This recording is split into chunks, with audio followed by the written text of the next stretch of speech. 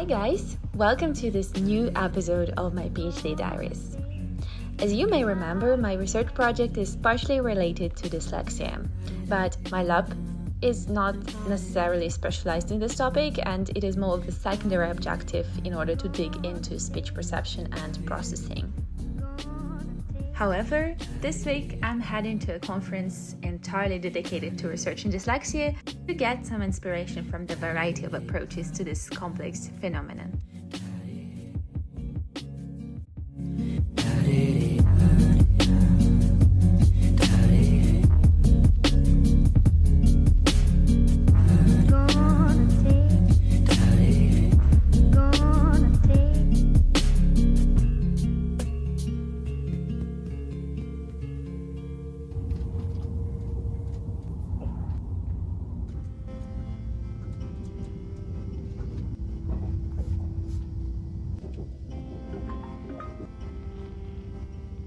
Here we go. I'm literally the last person on the train and I'm arriving to my destination where I'm gonna do a conference, and so we arrived in Hyundai.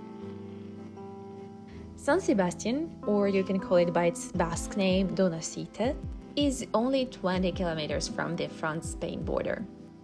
That is why the train brought me to the French town Hyundai. I got onto a metro tram, and 1 hour later, I was able to breathe in the wonderful coastal air of San Sebastian. Because of its strategic location, the city was demolished several times in history, so the architecture is quite modern and the city is evolving until now. According to Wikipedia, San Sebastian even won the title of the European Capital of Culture in 2016. So it's been my first day of the conference and the second day here in San Sebastian, and so far it's been amazing. I found love where it wasn't supposed to be. Is that awesome? Spain seemed to be a wonderful country to live in. I mean, the nature is just something out of this world. It's completely different from what I've ever seen, in a sense that it's thriving, it's flourishing, and I don't know, like, I have roses here just like along the road. People seem to be nice. They seem to be quite straightforward and not really trying to please anyone. Apart from that, the ocean is amazing, and how San Sebastian's culture fits into the natural environment is just astonishing. Like, wow, I don't think I know the place where it would be so organic, this co-living of culture and nature. As for the conference itself, it has just started, and as I'm not presenting anything, I think next time I would prefer to present something in exchange, so that I'm not only listening. I had much fun, and I think during the second day, where it's going to be about more of a brain and more of linguistics, I will be able to catch a lot more useful information for our study. I get this book. For me, it's the way to go during the conference. Go through the program and mark whatever you find relevant to your study, or whatever talks you want to pay attention, and whatever posters you want to pass by. It really helps me all the time I do it. It's obvious you cannot be concentrated on all of the talks, you get distracted, but it's just always good to know when you want to be a bit more chill about catching every detail and where you want to be fully attentive. Funny thing about Spain is that apparently the water here is not very good, and so they all drink bottled water, which I personally am not a fan of. Food seems to be very good, also very much of fried food. So San Sebastian is in a Basque country, so it has its own culture too. I'm personally fond of Basque cheesecake. I fell in love with it recently, actually. This winter when we went to Lithuania, we came back to the same coffee place for 4 times, only to get the best Basque cheesecake.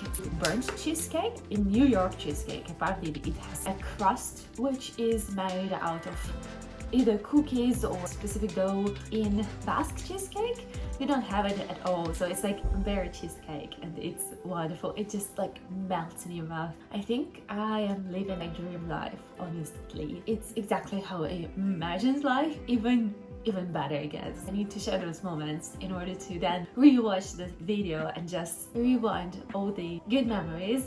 I'm a choleric, my type of personality is up and down, and it goes very high up but then it dives deep into the nowhere.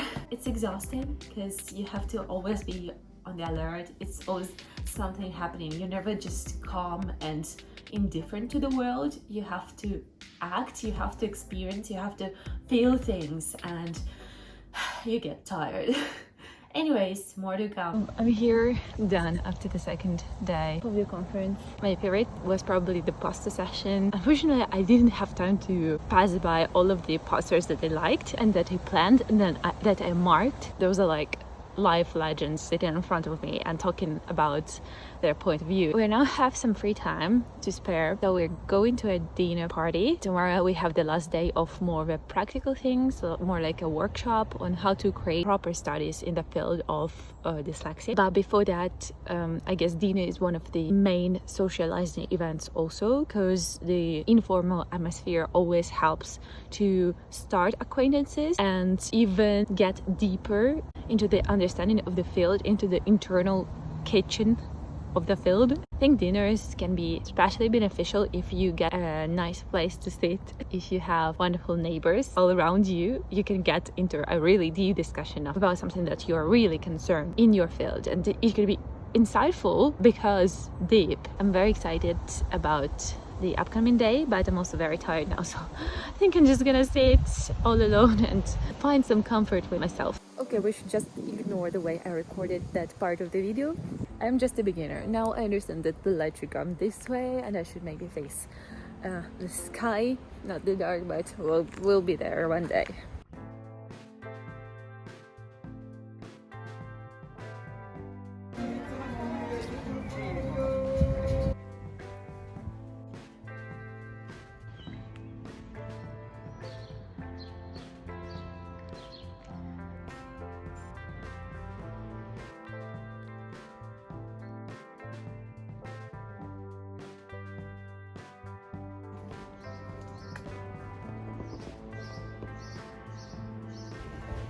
Here's a funny story. On my last evening in San Sebastian, I had a dinner at a Mexican place and took a dessert to go. I wanted to go to the beach and eat it, contemplate the sunset. When I got to the beach, it was already 10 p.m, but I still randomly decided to go swimming. I left the dessert near my bag and went into the water. Of course, when I got back, the dessert was gone.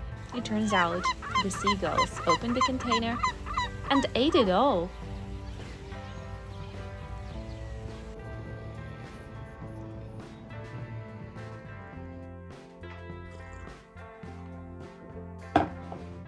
I'm currently in a week after the conference and I'm still under a big impression. The conference, the venue, the city were just amazing. The content of the conference was okay, but I think the people that I met there first were very interesting. I met both peers that I guess I could even continue talking to, but then I also formed some of the mentorship relationships. Then I also talked with my potential collaborators. I did lots of networking during this period. I guess that was partially because I didn't have neither presentation nor poster. I kind of had this idea in mind that I have to contribute somehow and I have to pay off this trip. And the funny thing is that I think I could actually consider studying there at some point, or I mean doing an internship, taking on some kind of postdoc position maybe. Something, you know, work related. It's the Center for Cognition, Brain and Language, so exactly something that I'm working on, and I think there are so many people who do the things that I wish to be doing and that I can be doing for sure, and there is room for potential collaborations, that's for sure. No exact plans yet, but still I think it's a good place to consider. So I would say I'm very satisfied with what came out of this trip. Now I'm back to Paris and I have to be concentrating on testing children because we have 5 inclusions already and we had 2 kids tested and come into the institute for doing EEG. So we're taking their measures of brain activity, and then we are also testing typical participants at schools, at French schools. One school we're going to finish tomorrow, so that was a whole week of testing, and we were 5 because they had 2 undergraduate interns actually coming and joining us for a couple of weeks, so they're going to be gone by the time we start testing the next school. So that's exciting too, but that's a lot of work and a lots of managing that I have to do. Luckily, one of my master students, her contract is now extended, so she's going to be taking a research assistant position. I think she's kind of neat and she helps me out a lot. I also took on a side project. Well, I mentioned it, but not in detail. I'm working on that too, so there are loads of layers of what I have to do, and I'm just like procrastinating a lot during this last week. I also want to at some point share my language journey to review my relationship with French. I actually took a test while being home. I'm also taking an intensive course at the Sorbonne University, 2 weeks with 3-hour courses daily. That's gonna be intense. I'm also currently trying to enroll into courses from Alliance Française because my institute allowed me to. Well, I think they had some kind of partnership with Alliance Française, and like this I can participate in their courses too. Yeah, so many exciting things happening, and I hope you stay around. Don't forget to subscribe, and I'm gonna meet you very soon in the next video. And see you soon. Bye!